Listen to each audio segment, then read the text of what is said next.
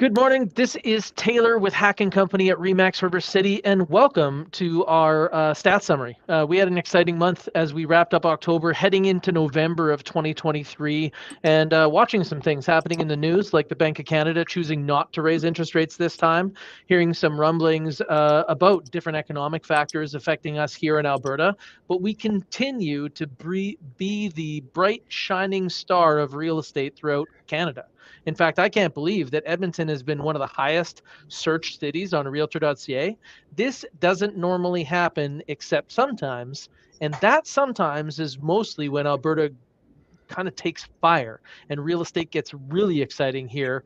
We've seen a little bit of that in Canada, but now we're going to bring in the HACK&Co team to decode this as to what's happening in Alberta as we kind of digest the stats that the Real Estate Association of Edmonton released just days ago. Let's get into it. Hi, everybody. Good to see you. Hello. Hey there. Let's roll around here and do some introductions. That's Jane Vu. Jane, can you give us a wave? Hello. Good to see you. Yeah. You had great experiences last month in October. Yes, I am. I have a great month. Yeah, that's so being out in the marketplace. If somebody were come up to you and kind of ask you the question that we all get so often, is it a buyer's or a seller's market? What do you think of that right now? Right now, I think we are in balanced market. It's a little bit go to the buyer market, but I think, like, in my opinion, we're in balanced market right now. Absolutely. And so have you been helping people in the house market, in the condo market, in rural? Where have you been working mostly? Mostly people I help is they come from outside of Alberta. They come here, first-time home buyer, like where they come from, the house market there is crazy. So they find another place to relocate. And most of them they looking for the detached single family to buy. Okay. So even though our stats are saying that the market is balanced, when you're representing buyers, does it feel balanced right now? I still run into like multiple offer, not many as like in summer, but still have. And yeah, like it's not really balanced, but yeah. Yeah, I can understand that. Cordell, how are you doing this morning? I'm not too bad. Feeling great. Oh yeah, and I imagine that question comes up for you too, like buyers or sellers market right now. Where have you been hanging out? Like, where have you been doing? Have you been working at specific property type, or have you been all over? Honestly, it's been a mixed bag, whether it's condos downtown, rural properties half an hour out of the city, or a lot to do with the outskirts of the city as well. So Leduc, St. Albert, Sherwood Park, those kind of areas.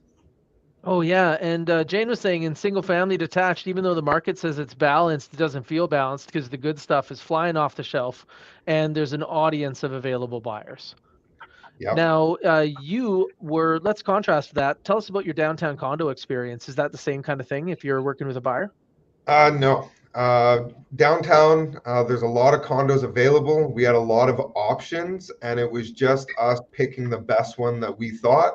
And then once we approached it, considering days on market was a little bit higher than what we would see in detached single family because there's so much, we were able to also score somewhat of a deal as well. That's awesome. But also good to know that there's buyers in the condo market, right? Like Absolutely. that just hasn't been a thing. James McDonald, how are you doing this morning? Good, thanks. That's fantastic. So you've been out showing properties and looking at a few, I think even yesterday, and you headed out to Leduc, right? That's right. Yeah, out to Leduc. What were the options like in Leduc? Did you guys have good showings? Yeah, we had a few good showings. It went pretty well. There's quite a few properties out there, so it was a good day. Oh, that's fantastic. I know when I go to Leduc, it's like going to an outlet mall. Everything's on sale, but I'm from Sherwood Park. Mm-hmm. So it just looks like houses are a deal. What was your perspective on that? Did you think that you got pretty good bang for your buck? Yeah, definitely. You get more bang for your buck out there. But it's just and what price range were you showing? What's that? What price range were you showing? Between 300 and 350. Okay, so obviously these are like tiny little micro apartments, right? No, you can get like a fully detached single family home out there with a garage for that price range. Okay, you're gonna scare people, James. There's people that pay attention to this from like other provinces, and you're just telling me that for 350,000 you get like a yard and a garage? Yeah, absolutely. We saw some great examples of property out there. Welcome to Alberta. This is the place that you can get a yard and a garage and have vacations too. Isn't that amazing? You can do it all on the budget. Anthony D'Souza, how are you doing? Doing great. It was a busy morning networking with my entrepreneurship group at BNI Limitless. So Shout out to BNI Limitless. mhm. So tell us a little bit about that. You're so plugged in to the business community here in Edmonton. Are business people optimistic right now? Do they feel uncertain? What's the temperature out there? Much like the market, everybody's it's kind of hit and miss on their take on things, but our group seems to be pretty optimistic because they've done the things. They've got a great network. They're surrounding themselves with people that are looking out for their best interests as well. But our group's based on referrals and connecting with people and trying to support the small business community. And so it's been a great resource for me, not only to get business, but also to support those folks that are working alongside us to have great professionals to provide support and guidance and things that they need that come up through the home buying and selling process. That's fantastic. And I like how you put that. Everybody needs a great guide. They need somebody who kind of shows them what it's like here. Jane, you've been doing that for so many people. They're coming from not only out of Edmonton, but sometimes out of Canada. Yes, that's right. I also help people. Yeah, so that's a lot that you have to cover. Go ahead. Yep. Yeah, I also have some people come from my home countries in Vietnam. They're looking to buy here too. Yeah, so that's a very good experience for them. That's fantastic. Well, we were digging into the stats. We've been talking about this as they were released, and one of the things that we were just discussing now is buyers or sellers market, right? And we are saying that the market, if you zoom out and look at the big statistics, it is balanced. But for those people that are representing buyers here, agree or disagree with this statement? I'm going to start with you, Cordell. It appears balanced because of all the leftover junk from the spring and summer market that nobody's going to buy. Absolutely agree. And if we were actually measuring the market by desirable inventory that's priced on market, there's not a lot to find. And if there is, it goes fast. Yes. Okay, lots of nodding heads here. Is there anything that you guys want to add to that? I've been finding a lot more of the people that we're working with right now, like a lot of people that are relocating their families from BC or Ontario. Their primary goal is to find something that works for them now, knowing that once they get acclimated to the area, they might think about buying their next home. And so it seems to be the lower spectrum of our market that's really hot. So if you've got a great townhouse or a great semi-detached property, these are getting a lot of attention because these buyers can act quick and move in, and they're not so worried about it being their forever home, let's say. They just want to get here, get acclimated, get started with jobs, get kids in schools. And so it seems like everything under 400 right now is really interesting if it's priced well. But I got to say, it's not just price, it's the show experience that really matters. Yeah, that's something that is very true. Is so many people that are moving here from a distance, they can't take on projects, right? Like, how many people have helped people from another province just in the last few weeks here land in Edmonton? Yeah, isn't that incredible? So we're seeing all these people come in from other places. Do they ever ask you guys, what do you do here? Like, what do you guys do here? What's to do? Yeah, a lot of people think we're just like, as soon as it gets to November, we're just inside all winter because it's so cold. Not realizing that our winter is actually pretty mild, and you compare it to how a lot of other Canadians experience the harsh dumps of snow and the heavy, cold, bone-chilling weather that they get in other places. And so, we talk a lot about outdoor activities like, snowmobiling and ice fishing and things that you can do. But also, I think Edmonton's underrated, like food. foodie area. So there's lots of restaurants to explore. There's lots of recreational things to do. And so I think we just managed and make the best of what we have. I totally agree. The restaurants here are amazing. People come here from everywhere. You can get good versions of every ethnicity's food, right? Like there's so much to try. There's so many restaurants in Edmonton that the city of Edmonton says there's like 300 in and 300 out every year. So like just the ones that are rotating is like 300, let alone those core ones. Like we're near White Avenue, and for those people in Toronto, I want you to think Yonge Street, and for those people in Vancouver, I think it's called Robson. And that's the cultural hub of the city. And within walking distance of our office is dozens and dozens of restaurants, and like really anything you could want. When it comes down to those people that are relocating from other places, a lot of the times they're used to coming from markets that have low inventory. And what do you guys think of the inventory in our market right now? I think there's a healthy Tony? amount of options for people. And so normally when we're setting up a search and we're just getting started, people are pretty surprised about what's available to them in their price range. And then normally we kind of, filter out the ones that might not be the best fit or need a lot of work given their situation. They just need to get here and have a great house. And so the available inventory that's great is low, but overall there is quite a bit of inventory that's out there if people are open to work. And I would agree with that statement as a whole. Like when we take a look at the month over month inventory, we can see that we've been struggling for inventory, right? And the inventory is kind of following that natural curve as we get to the end of the year where, if a listing is coming up to expiry right now and they know that like they're running into the Christmas season and things like that, they may choose not to list.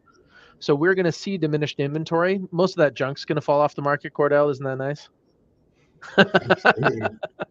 And we'll normally get to like the lowest point of our inventory year as we come through January. And really when we take a look at the story of this year compared to others, like just massively less inventory. Like we're supposed to have like another 1,000 houses right now, right? And Tony, you were saying the options for individuals, well, they're part of the whole.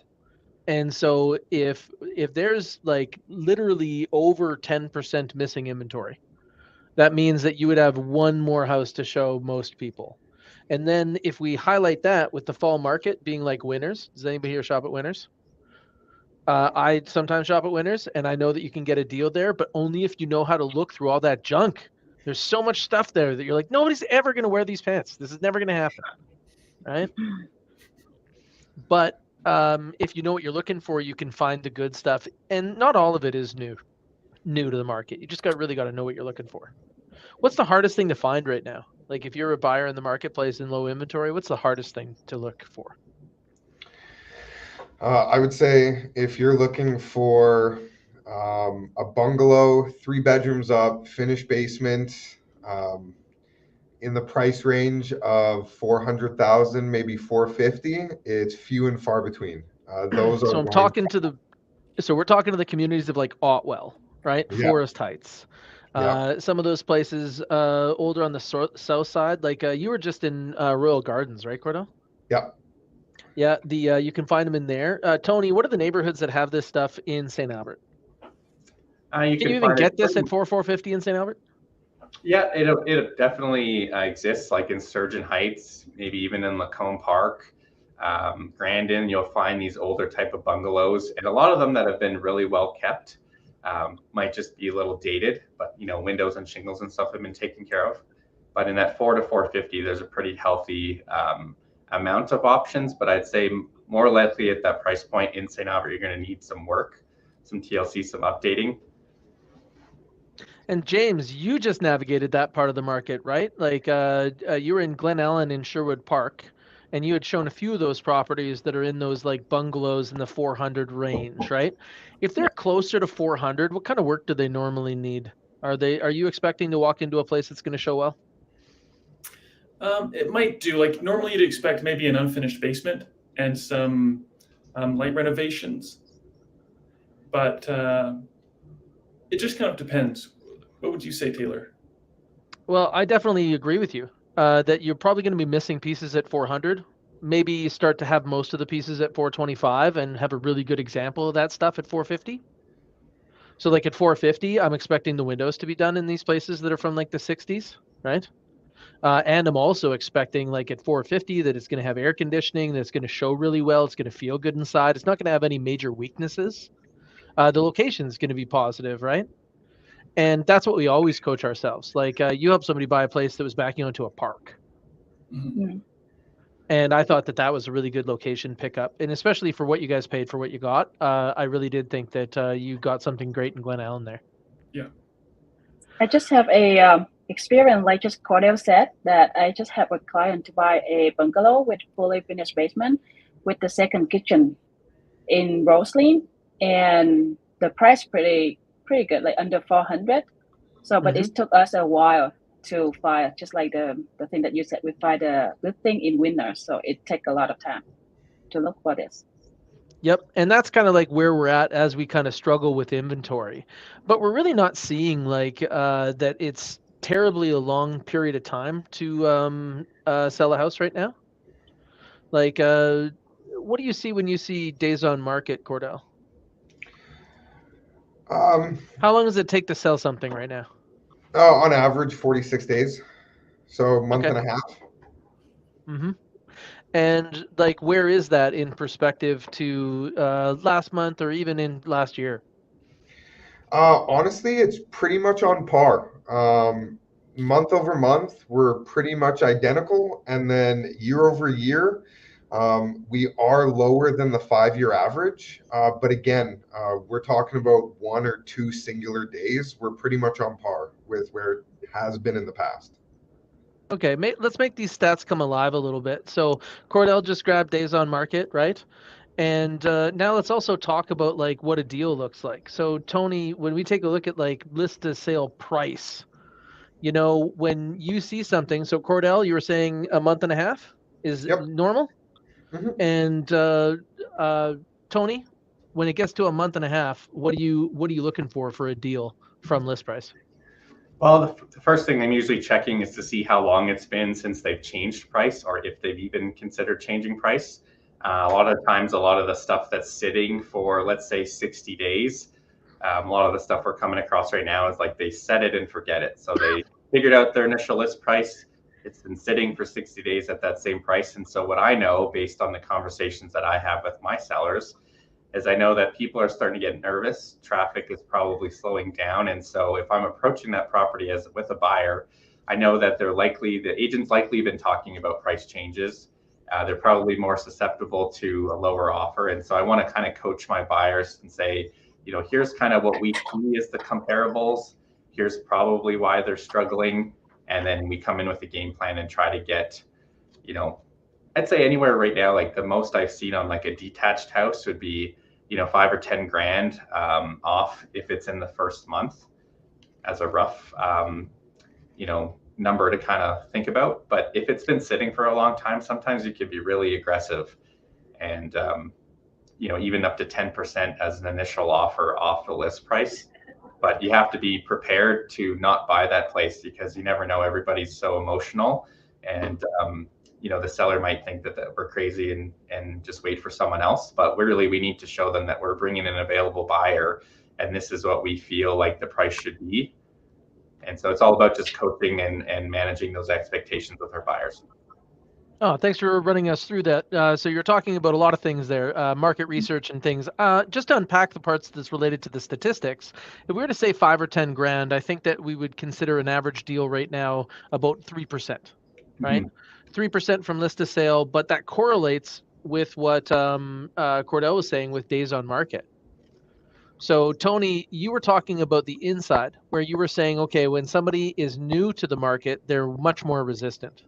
Once they get longer on the market, they have to realize that the aggressive offers are coming, right? Yeah, like for instance, you know, when we're talking about sale to list price, right now the average for all residential is about 97% of list price is where it sells. But we're seeing really good deals on apartment style condos where you're getting about 5% off list price as an average this last month. And so that's great. So we're seeing different property types. You got to understand that these statistics aren't blanket. There's different things that are going to have different rates of supply and demand, right? One of the things that I found was a surprise or a highlight was that semi-detached, again, is still like overperforming. Like in a market that's rocking a 3% deal, they're rocking a 2% deal. But I like how you highlighted that if you zoom out, yes, this is statistically correct, but that's not what you're looking for. When you're approaching a listing, you're looking for a way to attack it. So, Cordell, let's go through the steps. You have a buyer that's thinking that they're going to make an offer. What is your next step? My next step is just doing a deep dive into the neighborhood as well as the zone, kind of looking at what properties are doing in and around that price range, and then, properties that are characteristically similar. So similar in size, similar in bedrooms, basements, garages, and we just want to see where the activity is. And if this one hasn't sold, we want to try and decode why it hasn't sold yet when other properties around it are. So you're going to get data and interpret it. What do we call that part where we get the data, James? When somebody's about to make an offer, what's the process called where we get all the data on that property? The market research.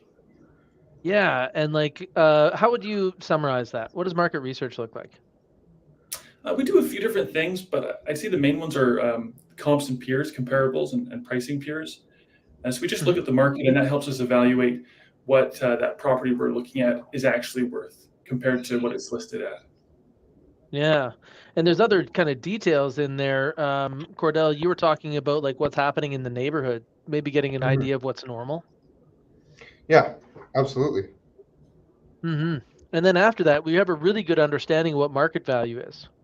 So of all the people that you talk to in the marketplace, is everybody getting the same type of information when they're about to make an offer, regardless of whether or not they work with us? I don't think so. Not from what I've seen. I have to say, in my very first purchase of a house, it was before I was in real estate, and there was nobody checking whether or not I was paying the right place. Maybe there's an appraiser just making sure we're not so far out that it's going to cause an issue. But I don't think that I was getting the same type of view as, in fact, I was making the decisions on what the offer was going to look like, even though I had no wherewithal. Now we're getting some comments coming in. So I see a comment here from Chris Sheffield. How's it going? And he was saying that he was referring to Edmonton's luxury homes being on the bounce. So the Edmonton Journal released an article on November 4th. I've got it up on my screen here. And what they're talking about is the fact that we were seeing more luxury activity in Edmonton and more people looking from outside Edmonton. Now, earlier in this conversation, you were talking about all having helped people from other markets. What do people in other markets think of the prices of houses here? They're on sale. Yeah, Jane? They're surprised. The things the house here is affordable, way more affordable compared with their income. So it's very, like Cordell says, it's on sale compared with where they come from. Okay, with this pressure from the outside, we were talking about the rate of inventory in our market being diminished, right? Is the rate of sales also diminished? That's what a lot of people would want to know. And what I see is that we're seeing really supply drop off, right? And that's keeping our market balanced even at this time of year where it normally wouldn't be balanced. It normally goes into a buyer's advantage as we go into the winter. So if I want you to agree or disagree, challenge this statement. The rate of sales is actually the same or higher even though inventory is low. I agree with that. Yeah. And we can feel through these statistics, and we know the market is actually even hotter than it feels or than it seems by these stats. So those people that are targeting luxury in Edmonton, I think that those might be the savviest investors out there. I know that if you take a look at the values of real estate, almost like you were balancing a broomstick on your hand, when the broomstick goes the one way, let's say that values go up. When the broomstick kind of leans the other way, the values go down. Well, the further up you are on the broomstick, the more it moves. So luxury real estate will outperform the general market in a hot market and underperform the general market in a down market.